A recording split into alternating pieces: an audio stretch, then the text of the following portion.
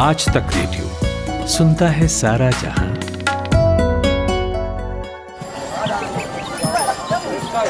ऐसा है, खेल इस बात का है ये नहीं कि आप कितना कमाते हैं, खेल गुरु इस बात का है कि आप कितना बचाते हो। अब कैसे बचाएं? ये बैंक और बाजार की ये टेढ़ी मेढ़ी बातें गले तो उतरती नहीं हैं। अरे तो महाराज उनसे मिलिए ना, अपने मनी मैनेजर से। आपके बटुए से जुड़ी हर सलाह एकदम मुफ्त। और शायरी सुनिए, पैसे से जुड़ा है कोई भी शक, आस्क बेझिझक। मनी मैनेजर, बात बचत की, हर शनिवार आज तक रेडियो पर। मान बनाओ, कच्चा ज़्यादा रखना।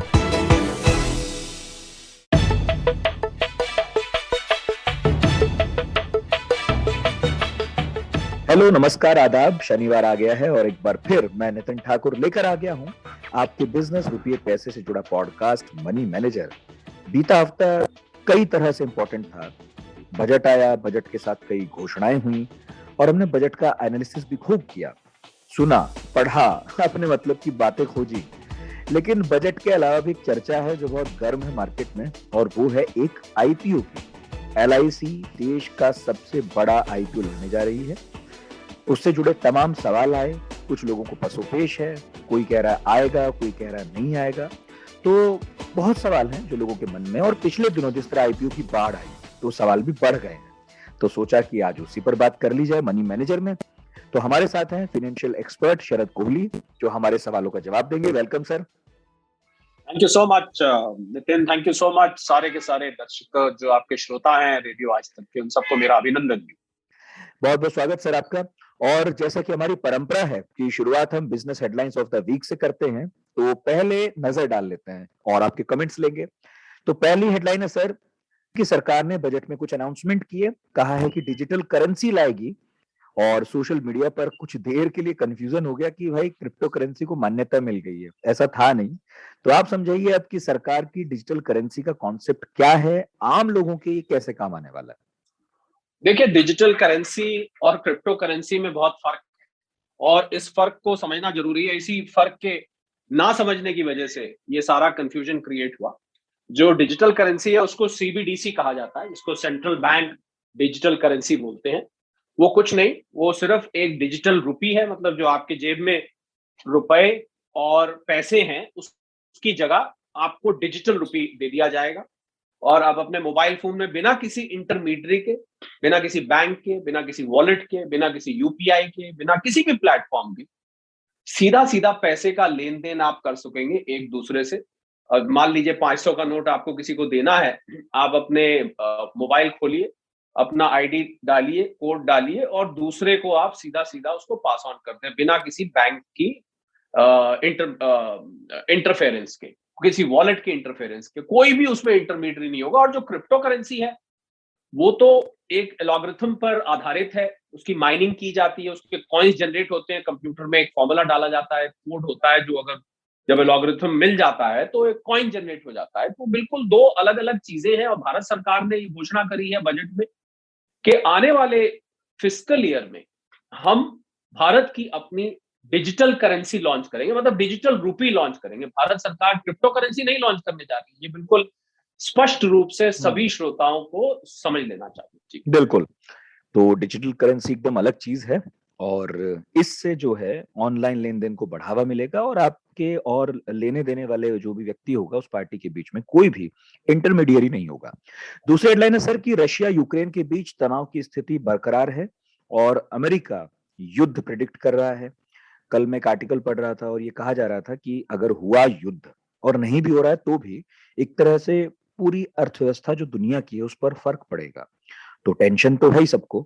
तो अगर जो ये स्थिति लंबी चली और अगर युद्ध हो गया तो हम कैसे प्रभावित होंगे? देखिए, युद्ध की संभावनाएं पूरी तरह से नितिन बनी हुई हैं। और अगर आप वर्ल्ड वॉर 1 और 2 की हिस्ट्री पढ़ें तो जो पोलराइजेशन होता है विश्व युद्ध से पहले, कुछ कुछ वो भी होता दिख रहा है। नेटो और यूरोप एक साइड में है, उसकी तरफ चाइना, ईरान, टर्की, ऐसे नॉर्थ कोरिया, ये दूसरी साइड लेते दिख रहे हैं। तो ये बड़ी चिंता की बात है। और जहां तक आर्थिक इसका इफेक्ट की बात है, आर्थिक इफेक्ट बिल्कुल देखने को मिलेगा। सबसे पहले तो क्रूड प्राइसेस, अभी तो कुछ हुआ नहीं है तो क्रूड प्राइसेस आप देखिए $90 को क्रॉस कर गई हैं। भारत का 85% जो है क्रूड का जो रिक्वायरमेंट है वो इंपोर्ट किया जाता है।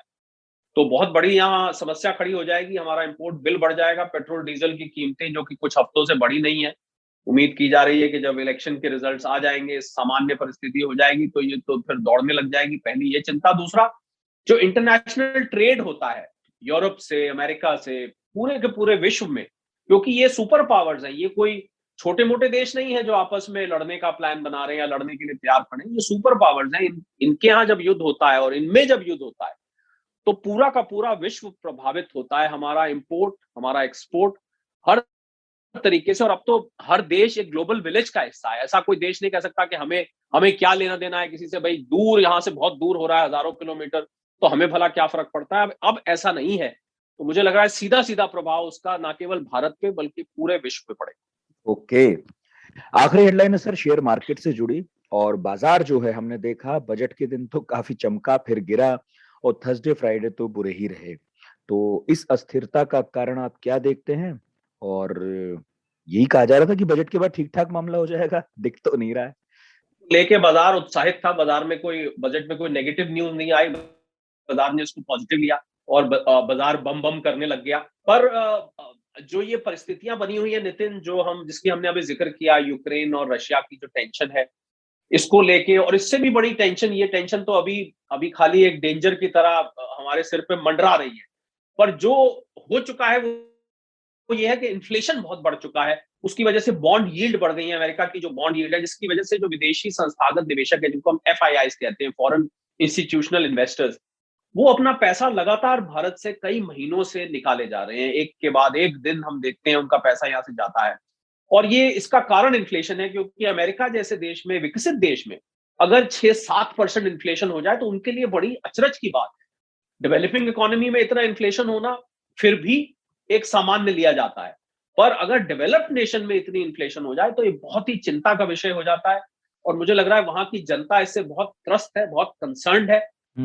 और इस वजह से आप देख रहे हैं कि पैसा यहाँ से निरंतर निकल रहा है, जिसकी वजह से बॉन्ड यील्ड और इंटरेस्ट रेट बढ़ने का खतरा वहां पर मंडरा रहा है। तो इस वजह से बाजार को दो ऑपोजिट कहते हैं ना, चीजें खींच रही हैं आपस में। एक तरफ बजट खींचता है, दूसरी तरफ ये अंतरराष्ट्रीय परिस्थितियां खींचती हैं। बिल्कुल। तो ठीक है, ये थी हमारी बिजनेस हेडलाइंस इस हफ्ते की, और अब लौटते हैं आज के मनी मैनेजर के टॉपिक पर, यानी LIC का IPO। तो शरद जी, IPOs को लेकर तो हमारी बातें पहले भी हुई हैं, और बेसिक चीजें तो अब लोग जानते ही हैं, और पिछले दिनों जो IPOs आए उनको लेकर बहुत लोग उत्साहित थे। तो मोटा माटी एक बड़े तबके का परिचय IPO की दुनिया से हुआ है। पर अब जो आ रहा है वो एकदम IPO का बाप है। लोग बड़े बड़े फिगर फेंक रहे हैं कि बहुत बड़ा है। तो क्या खास है LIC की इस IPO में, इतनी चर्चा में क्यों है ये? पिछले साल जब पिछला बजट आया था तो सरकार ने 2.25 लाख करोड़ का विनिवेश का टारगेट रखा था। जो सरकारी कंपनियों में से जब सरकार निकलती है बाहर, अपने शेयर्स मार्केट में बेचती है, तो उसको विनिवेश कहते हैं, डिसइन्वेस्टमेंट जिसको हम कहते हैं। तो LIC उसमें से एक था। और भी कुछ कंपनी थी जो कि नहीं हो पाई। एयर इंडिया हो गया हालांकि, पर वो लिस्टेड नहीं था। LIC भी लिस्टेड अभी तक नहीं है, पर इस इशू आने के बाद जब मार्केट में आता है तो उसकी लिस्टिंग हो जाएगी। बड़ा इसलिए क्योंकि LIC भारत की सबसे बड़ी इंश्योरेंस कंपनी है, सबसे पुरानी, सबसे बड़ी। ये प्राइवेटाइजेशन नहीं हुआ था इंश्योरेंस का, तो केवल और केवल LIC थी। इनफैक्ट इंश्योरेंस का नाम आज भी लोग LIC कह देते हैं। आपने LIC कराई, लेते भले किसी उसका मतलब इंश्योरेंस ही है, पर्यायवाची। हाँ, बोल देते हैं उसका LIC। तो इतना बड़ा ब्रांड वो बन चुका था। और आप जैसे वो, मुझे आपके बोलने से ऐसे याद आ गया कि आप कौन सा सर्फ इस्तेमाल करते हैं? कौन सा सर्फ, या आप कोलगेट, कुछ ऐसे ब्रांड्स हैं जिन्होंने अपनी ऐसी छाप छोड़ी है कि वो उस वस्तु से ज्यादा बड़े हो गए हैं। तो LIC बहुत बड़ा है इंश्योरेंस की दुनिया में, ये तो तय। जी हाँ, बिल्कुल। 5 लाख करोड़ की इसकी करीब 66-67 बिलियन डॉलर की जो वैल्यूएशन आ रही है, जिसको हम वैल्यू कहते हैं, जो मर्जी कह लीजिए, 5 लाख करोड़ की इसकी वैल्यू है। और मुझे लग रहा है सरकार अगर 5% भी निकालती है, 10% निकालती है, तो कितना बड़ा अमाउंट हो जाता है वो आप सोच सकते हैं।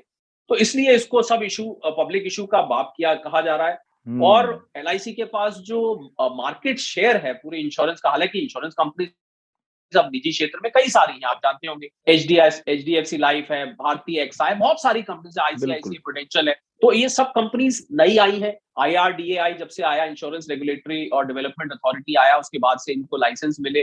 इनके ऊपर रेगुलेशन आया, पर एलआईसी के पास आज भी 60% से ज्यादा का नई पॉलिसीज का शेयर है, कुल पॉलिसीज का 70% से ज्यादा शेयर है, तो इसलिए इसकी इतनी नितिन चर्चा हो रही है।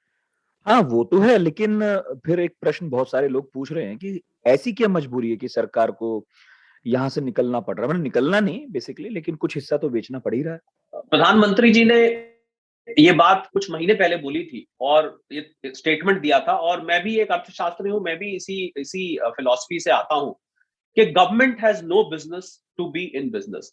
जब जब गवर्नमेंट बिजनेस करती है तो बिजनेस किस लिए करा जाता है? मुनाफा कमाने के लिए।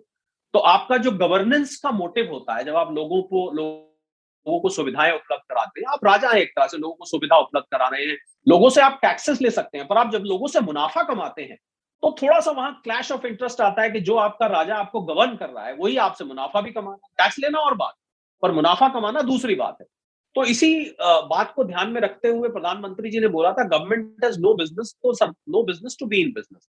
तो मतलब सरकार धीरे धीरे ये जो सरकारी क्षेत्र के उपक्रम हैं, जो पब्लिक सेक्टर अंडरटेकिंग्स हैं, इनसे धीरे धीरे बाहर निकलना चाहती है। और अभी हमने देखा एयर इंडिया की बिक्री की, खैर एयर इंडिया घाटे में था, एलआईसी को तो करीब 2900 करोड़ का 2021 का जो वित्तीय वर्ष खत्म हुआ उसमें 2900 करोड़ का प्रॉफिट आया, पर सरकार प्रिंसिपली धीरे धीरे इसमें से निकलना चाहती है और उसको वैल्यू को अनलॉक करना चाहती है, और उस आए हुए पैसे से नितिन सरकार देश के विकास करना चाहती है। देश के विकास के जो इतने सारे प्रोजेक्ट्स चल रहे हैं, वेलफेयर स्कीम्स चल रही हैं, उनमें इस पैसे को लगाना चाहती है। ओके, लेकिन अब जैसे आप कह रहे हैं कि मुनाफे में कंपनी है ये, और अब लोगों के पास मौका है कि वो उसमें पैसा डालें, तो इस लिहाज से आप इसे कैसे देखते हैं कि क्या वाकई ये मौका है या कोई रिस्क है, बचना चाहिए?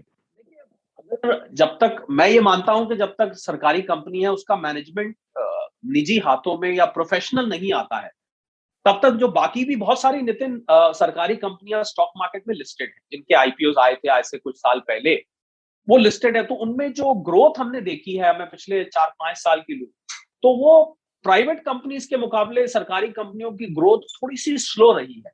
मेरे ख्याल, मुझे लगता है निवेशकों को ऐसा लगता है कि उसकी मैनेजमेंट बहुत प्रोफेशनल नहीं है, वो थोड़ा सरकारी रवैया है, वहां पर मुनाफे पे ज्यादा ध्यान नहीं दिया जाता, एफिशिएंसी पे ज्यादा ध्यान नहीं दिया जाता।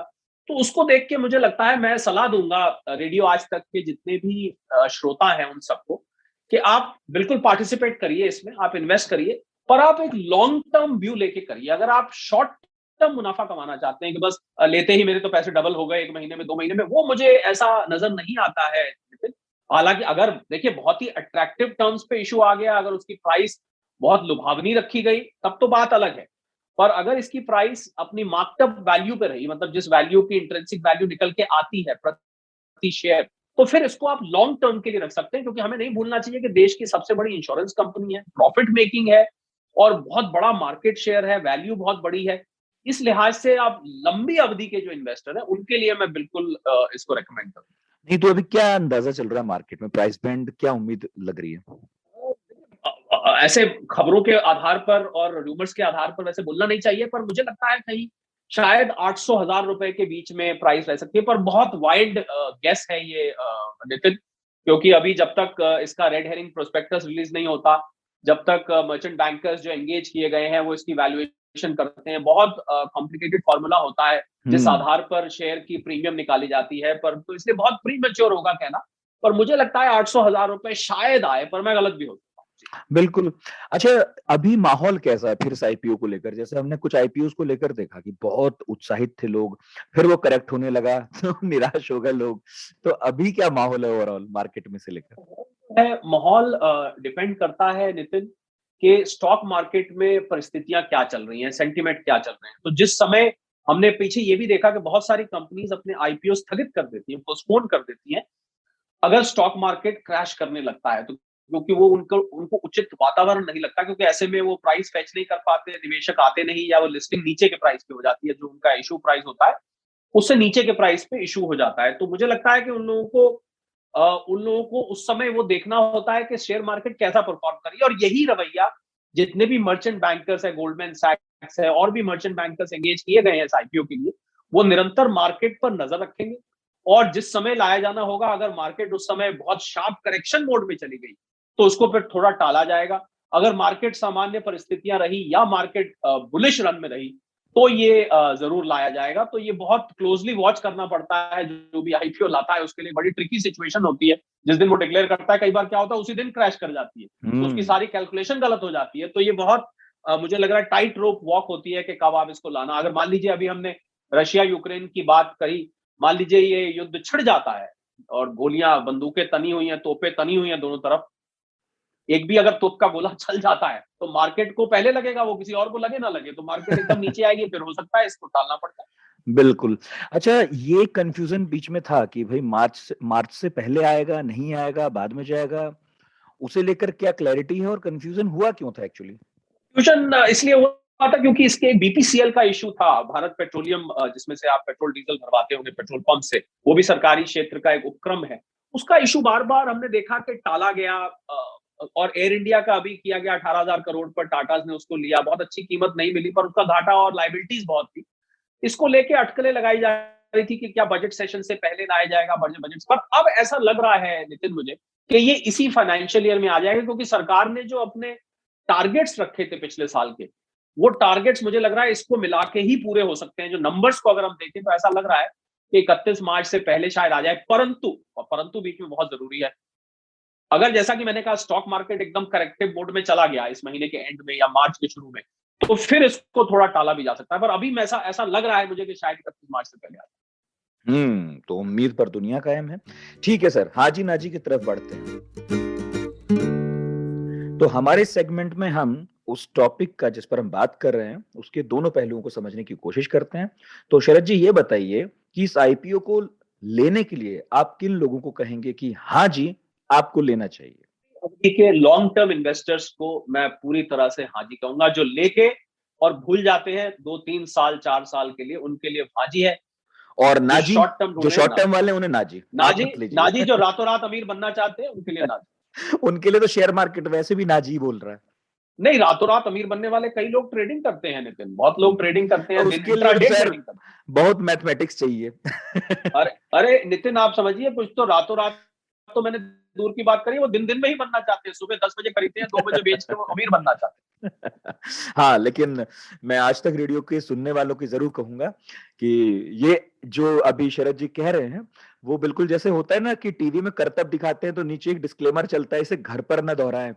ये सब सीखे समझे हुए लोग हैं। तो नहीं, ये बहुत एक्सपर्ट का काम है, इसके लिए आपको बहुत टेक्निकल एनालिसिस आना चाहिए। थोड़ा सा इसमें सट्टा एलिमेंट भी होता है, जब आप इंट्राडे करते हैं थोड़ा सा उसमें सट्टा एलिमेंट आ जाता है, इसलिए जो जिनका मेहनत का कमाया पैसा है ना नितिन, उनको इससे दूर रहना चाहिए। तो मेरे कई सवाल थे जिनका शरद जी ने जवाब दिया, लेकिन आखिर में इस आईपीओ से जुड़ा अगर आप कुछ और ऐड करना चाहें इस पॉडकास्ट में तो प्लीज सर। चाहूंगा नितिन के बहुत बड़ी कंपनी है, बहुत बड़ी वैल्यूएशन है, मैनेजमेंट भी कंपनी का ठीक ठाक सा रहा है। एलआईसी की ठीक है, आप जो लोग इंश्योरेंस पॉलिसी एलआईसी से जिन लोगों ने लिया है, कई दफे उनको दिक्कतें भी आती हैं, उनको लगता है कि भाई सरकारी एटीट्यूड है, जवाब नहीं आ रहा, कुछ पूछ रहे हैं, जबकि वो प्राइवेट कंपनी के पास जाते हैं तो उनको थोड़ा सा ज्यादा एफिशिएंसी दिखाई देती है। पर फिर भी मैं मानता हूं कि क्योंकि इतनी बड़ी कंपनी है तो उसमें लॉन्ग टर्म के लिए आप थोड़ा निवेश जरूर करें। अगर आपको मौका मिल रहा है घुसने का, थोड़ा निवेश करें, पर उस समय एक चीज जरूर देख लें कि अगर मार्केट करेक्टिव, क्योंकि कई दफे क्या होता है, इशू प्राइस मान लीजिए 900 रुपए आई, मैं उदाहरण दे रहा हूँ, ये कोई इसको पैमाना ना माने, 900 रुपए आई और आपको वो गिर के 2 दिन में 700 रुपए रह गया, तो फिर लेने वाला सोचता है यार मैंने तो मार्केट से ही लेना अच्छा था, 700 रुपए मुझे कंफर्म्ड अलॉटमेंट भी हो जाती और 2 दिन के अंदर मेरे अकाउंट डीमैट अकाउंट में भी आ जाता और मैंने खामखा 900 रुपए उसमें लगाए। तो ये बात का ध्यान रखना, उस टाइम मार्केट पे नजर रखें और लॉन्ग टर्म के लिए बिल्कुल आप ले सकते हैं देश की सबसे बड़ी इंश्योरेंस कंपनी। बिल्कुल। शरद जी, इस हफ्ते एक सवाल हमने चुना है आपके लिए। हमारे एक लिसनर हैं संजय दुबे, वो ये जानना चाह रहे थे कि म्यूचुअल फंड्स पर एनआरआई के लिए टैक्स के नियम क्या हैं और क्या कोई एनआरआई अपनी पत्नी को म्यूचुअल फंड ट्रांसफर कर सकता है? एनआरआईज के लिए म्यूचुअल फंड के जो टैक्सेशन के नियम है, 2 तरीके के टैक्सेशन होता है, लॉन्ग टर्म, शॉर्ट टर्म। अगर आप long term equity mutual fund है, तो 2 तरीके के फंड्स होते हैं, एक्विटी और डेट फंड। अगर एक्विटी म्यूचुअल फंड है तो आपने 1 साल से ज्यादा रखा है तो 10% टैक्स है, अगर आपने 1 साल से कम रखा है 15% टैक्स है। अगर यही डेट म्यूचुअल फंड है तो, और अगर आपने 1 साल से ज्यादा रखा है तो 20% टैक्स है, और अगर आपने 1 साल से कम रखा है तो जिस भी स्लैब में आप हैं, जो स्लैब 5%, 20%, 30% या न्यू रेजिम में, उसके अकॉर्डिंग आपको देना पड़ता है। और आप बिल्कुल आप अपने एनआरआई अपने अपने घर में किसी भी मेंबर को आप ट्रांसफर कर सकते हैं आपको जो एएमसी होती है, जो म्यूचुअल फंड को मैनेज करती है, उसको हम एसेट मैनेजमेंट कंपनी कहते हैं, उनको अप्रोच करिए और आपके अकाउंट में वो जिसको भी आप ट्रांसफर करना चाहते हैं वो ट्रांसफर किया जा सकता है। ठीक बात। और अब वक्त आखिरी सेगमेंट का, नाम है क्लोजिंग बेल।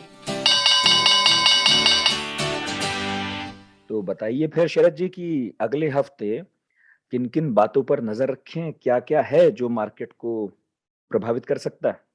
दो तीन चीजें हैं जिन पे मैं रेडियो आज तक के श्रोताओं को, जो लोग मार्केट को बहुत क्लोजली फॉलो करते हैं, जिनकी आय, इनकम, वेल्थ प्रभावित होती है, उनको मैं ये सलाह दूंगा कि दो तीन चीजों पर नजर रखें। एक तो आप इन्फ्लेशन का मैंने जिक्र किया, उसके आंकड़े निरंतर आते रहते हैं, उस पे आप नजर रखें। बॉन्ड यील्ड्स जो कि रोज घटती बढ़ती हैं, उस पे आप नजर रखें। और सबसे बड़ी चीज जिस पे आप नजर रखें, मैं समझता हूं वहां जाए बिना आप किसी तरह उस बॉर्डर पे जरूर नजर रखें, यूक्रेन और रशिया के, क्योंकि दिन ब दिन वहां परिस्थिति बिगड़ती जा रही है।